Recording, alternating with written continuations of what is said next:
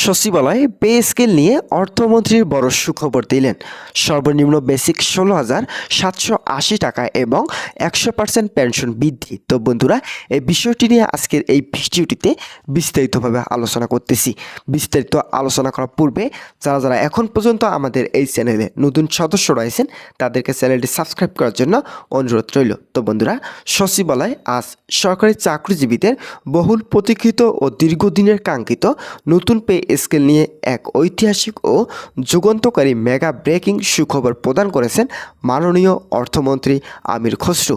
বিগত দেশে কিছুদিন ধরেই দেশের অর্থনৈতিক পরিস্থিতি, বৈশ্বিক মন্দার প্রভাব এবং বাজারে নিত্য প্রয়োজনীয় জিনিসপত্রের লাগামহীন মূল্য বৃদ্ধির কারণে সাধারণ চাকরিজীবীদের দিন যাপনের যে নাভিশ্বাস উঠেছিল তা নিরসনে সরকার পর্দার আড়ালে বড় ধরনের প্রস্তুতি নিচ্ছিল।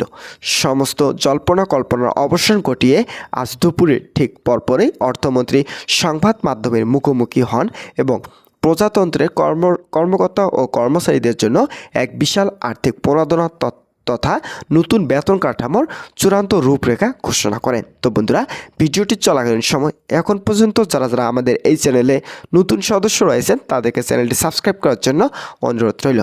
তো বন্ধুরা, অর্থমন্ত্রী অত্যন্ত স্পষ্ট ভাষায় জানিয়েছেন যে দেশের অর্থনৈতিক চাকা সচল রাখতে এবং সরকারি কর্মচারীদের জীবনমান উন্নত ও মর্যাদাপূর্ণ করতে মাননীয় প্রধানমন্ত্রীর বিশেষ নির্দেশনা এই নজিরবিহীন ও ঢেলে সাজানো পে স্কেল উপহার দেওয়া হচ্ছে।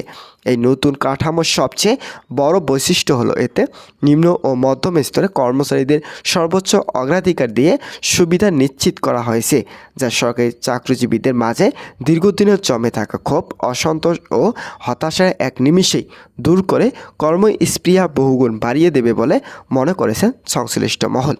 তো বন্ধুরা, অর্থমন্ত্রী আজকে এই ঐতিহাসিক ঘোষণার পর দেশজুড়ে সরকারি চাকরিজীবীদের মাঝে আনন্দের বন্যা বয়ে যাচ্ছে, কারণ এবারের পে স্কেল সবচেয়ে বড় চমক ও বৈপ্লবিক সুসংবাদটি রাখা হয়েছে 11 থেকে 20 গ্রেডের কর্মরত সাধারণ কর্মচারীদের জন্য। দেশের সামষ্টিক অর্থনৈতিক কঠিন বাস্তবতার মধ্যেও সরকার নিম্ন আয়ের এই বিশাল জনবলকে স্বস্তি দিতে তাদের মূল বেতন সরাসরি 100% অর্থাৎ দ্বিগুণ বৃদ্ধি করার চূড়ান্ত ও বৃদ্ধি করার বড় ঘোষণা দেওয়া হয়েছে। অর্থমন্ত্রী তার বক্তব্যে উল্লেখ করেন যে বর্তমান বাজারে বৈশ্বিক অর্থনৈতিক ধাক্কা ও মূল্যস্ফীতির কারণে সবচেয়ে বেশি আর্থিক সংকটে পড়েছেন নিম্ন ও মধ্যম গ্রেডের চাকরিজীবীরা। তাদের পরিবার পরিজন নিয়ে খেয়ে পরে বেঁচে থাকার লড়াইকে সহজ করার এবং সমাজে মাথা উঁচু করে বাঁচার সুযোগ করে দেওয়ার এই মুহূর্তে রাষ্ট্রের অন্যতম প্রধান ও নৈতিক দায়িত্ব। সরকারের এই সাহসী পদক্ষেপের ফলে বিপুল পরিমাণ অতিরিক্ত বাজেটের প্রয়োজন হলেও অভ্যন্তরীণ সম্পদ ও রাজস্ব আদায় পরিস্থিতির সুপরিকল্পিত হিসাব নিকাশ এবং সামষ্টিক অর্থনৈতিক ভারসাম্য রক্ষা করেই এই বিশাল বেতন বৃদ্ধির চূড়ান্ত প্রস্তাবনা তৈরি করা হয়েছে, যা আগামী মাসের শুরুতেই দেশবাসীর সামনে প্রাতিষ্ঠানিক রূপ পেতে যাচ্ছে। নতুন পে স্কেল বাস্তবায়নের প্রক্রিয়াটি যেন অত্যন্ত স্বচ্ছ, দ্রুত এবং কোনো প্রকার আমলাতান্ত্রিক জটিলতা ছাড়াই সম্পূর্ণ হয়, সেজন্য সুনির্দিষ্ট সময়সূচি ও একটি নিখুঁত ডেডলাইন ঘোষণা করেছেন অর্থমন্ত্রী। তিনি অত্যন্ত সুসংগঠিতভাবে জানান যে আগামী 11 জুন দেশব্যাপী বহুল প্রতীক্ষিত এই নতুন পে স্কেল অফিসিয়ালি গ্যাজেট বা সরকারি বিজ্ঞপ্তি আনুষ্ঠানিকভাবে প্রকাশ করা হবে।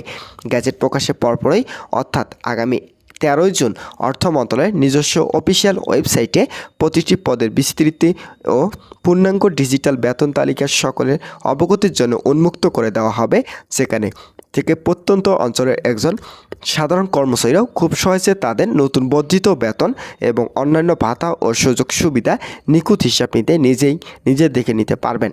এরপর সামগ্রিক আইনি পরীক্ষা নিরীক্ষা ও প্রয়োজনীয় প্রশাসনিক আনুষ্ঠানিকতা শেষ করে আগামী 19 জুন এই পে স্কেল চূড়ান্তভাবে কার্যকর হতে যাচ্ছে। অর্থমন্ত্রী বিশেষভাবে জোর দিয়ে বলেছেন যে পূর্বের পে স্কেলগুলোর মতো সরকার এবার কোনো প্রকার পর্যায়ক্রমিক ধাপ বা কিস্তি রাখেনি। বরং বর্তমান পরিস্থিতির কথা বিবেচনা করে এক ধাপে শতভাগ বর্ধিত বেতন কর্মচারীদের হাতে তুলে দেওয়ার এক অভূতপূর্ব ও সাহসী সিদ্ধান্ত নিয়েছেন। প্রজাতন্ত্রের ইতিহাসে অন্যতম বিশাল এই আর্থিক কার্যসংযোগ এবং ঐতিহাসিক সিদ্ধান্তকে শতভাগ আইনি ভিত্তি দান করে চূড়ান্ত বাস্তবায়ন রূপরেখা নিশ্চিত করতে সরকার অত্যন্ত দ্রুততার সাথে এগাচ্ছে।